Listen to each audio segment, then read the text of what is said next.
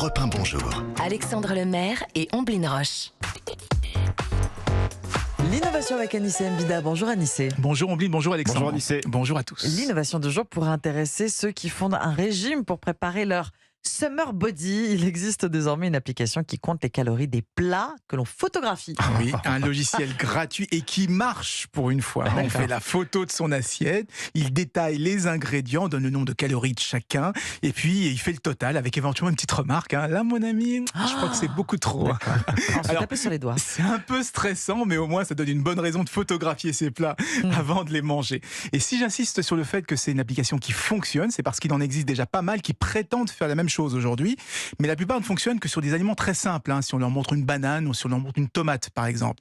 Il y a aussi celles qui sont un petit peu plus avancées, qui arrivent à reconnaître certains plats, mais comme elles sont incapables d'évaluer les quantités, il faut les entrer à la main, donc se promener avec sa balance au restaurant ou faire des estimations au doigt mouillé. Bref, jusqu'ici, cette application était quand même très limitée. Alors, qu'est-ce qui a changé ?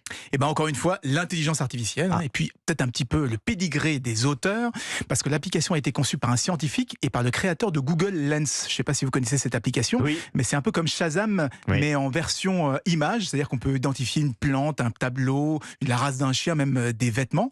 Et ensuite, les chercheurs ont entraîné leur intelligence artificielle sur plus de 5000 plats et aliments les plus courants, c'est la plus grosse base de données actuelle, et ils ont publié une étude scientifique pour valider leur méthodologie.